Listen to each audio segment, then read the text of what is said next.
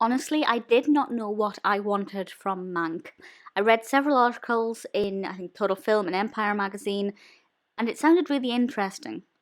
But there was one problem, and that's I'm not that bothered about Citizen Kane. I appreciate what it's done for cinema, but I'm not one of those people who idolizes the film. So I wasn't sure if Mank would be a film for me. Having now watched it, I think it was released on Netflix yesterday. I watched it today. I can honestly say it's genuinely worth it. So this film is directed by David Fincher, who, if you attach his name to something, you know it's going to be decent. Written by Jack Fincher, and it follows the description from IMDb says it follows screenwriter Herman J. Mankiewicz's tumultuous, a word I can never pronounce, development of Orson Welles' iconic masterpiece Citizen Kane. So this takes us to Hollywood in 1940, I believe, to begin with, and we follow this character Mankiewicz, and basically the journey to how Citizen came to be, the obstacles that it faced, his relationship to some degree with Orson Welles, and other elements of Hollywood as well. So we get to see, for example, Paramount and the old style equipment, and the entire thing's done in black and white as well. And those are the elements that I knew I would love. So I am a big fan of the golden age of Hollywood. And which is, you may think, well, why don't you worship Citizen Kane then? I don't know. I don't. I know it's a good film. I appreciate it. I respect it as a film, but it's not necessarily one of my personal favorites. I know a lot of people love it though. But for me, having the film in black and white, the getting to see a lot of the old filming, and we do see them film different things, it's really thrilling because it is like I've been transported into the 30s. And what I found really interesting, particularly with the opening credits, just straight away from the titles, it felt like to some degree that this had been filmed in the 30s. Obviously, the quality was better. Visually, it was a much sharper image. But a lot of the time, if you weren't paying attention to the narrative and just looking at the visuals and the scenery and the costumes, it could easily have been filmed in the 30s, and that's something that I love. I love when we get, a remake of the classic approach, and I completely commend their decision to do it in black and white. I don't think it would have worked as well in colour because it wouldn't have been quite so easy to become absorbed and lost in this world. If it's in colour, obviously I'm well aware that the 1930s existed in colour, but because we're used to seeing it in black and white for the most part, at least progressively, it just worked really well. So if we ignore the narrative for a tiny second, for me personally, visually it was amazing. It felt like a film from the 30s.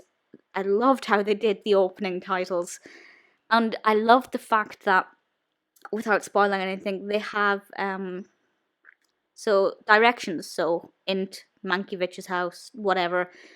We had these elements of the screenplay on the screen, and that worked very well because there are some flashbacks, and it really helps to kind of keep you on track with where it's flashing back to, where they are, and that's particularly useful for me because I will be honest, I didn't really know anything about Mankiewicz at all, apart from the fact that the name's attached to the screenplay for Citizen Kane. I didn't know anything about his background or who he was. There are a lot of people mentioned in this who I hadn't heard of. And I guess that's primarily because my interest in the films from the 30s are more of the musicals, Doris Day, Debbie Reynolds. This is a slightly grittier approach to cinema, and it's an area that I've not explored as much as I would have liked to, or perhaps should have done, but I'm making a step in the right direction. So there are a lot of people whose names I either only had just heard of or had never heard of, and I think this film is one that I will have to watch again as my knowledge develops around these areas, and I will get more out of it the more I watch it, and I definitely think that's a good thing because it means that I probably will watch this film again, and I liked it enough to do that. Now, the bit that's probably important for a lot of people is Does it tell the story of the creation of Citizen Kane well? I cannot vouch for that. Not really. And I also can't vouch for the accuracy of the film, but I feel like if it wasn't accurate, it would have been called out by now, but it seems to be getting a lot of praise. I do think it's made me a lot more interested in watching Citizen Kane again and kind of seeing if I have a different attitude about it now, which I expect I will do. I expect now that I have a lot more background information and a deeper understanding of how it came to be and certain hurdles behind the creation of the script, I think it would be a different viewing experience. And I like that and I appreciate that, because maybe watching it on its own didn't make me fall in love with it, but watching it with this new perspective could really change the way I perceive the film. So I actually probably will rewatch that at some point soon and see how I feel. The last thing I want to mention is the cast. It's a brilliant cast. Mankiewicz is played by Gary Oldman, and on several occasions I forgot that it was Gary Oldman.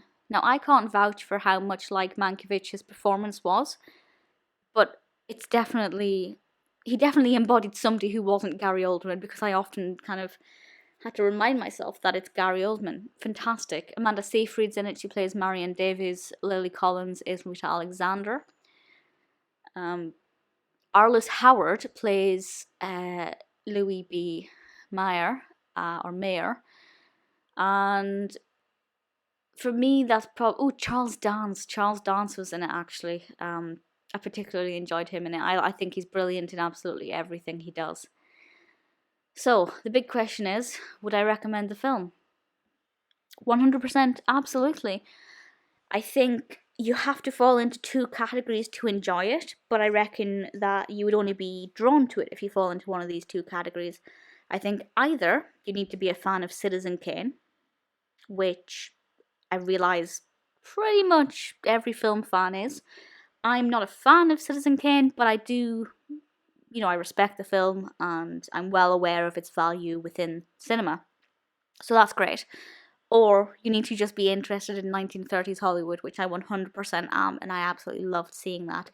So depending on which bracket you fall into, I think you'll get something different out of the film. But either way, I now feel more educated and more informed about Mankiewicz's life, actually about Orson Welles as well, and about the creation of Citizen Kane. And I think it will alter my outlook. For the better or not, I don't know. I will have to wait and see when I watch the film again. But definitely, it's definitely worth heading to Netflix and giving Mank a watch. I don't think you'll regret it.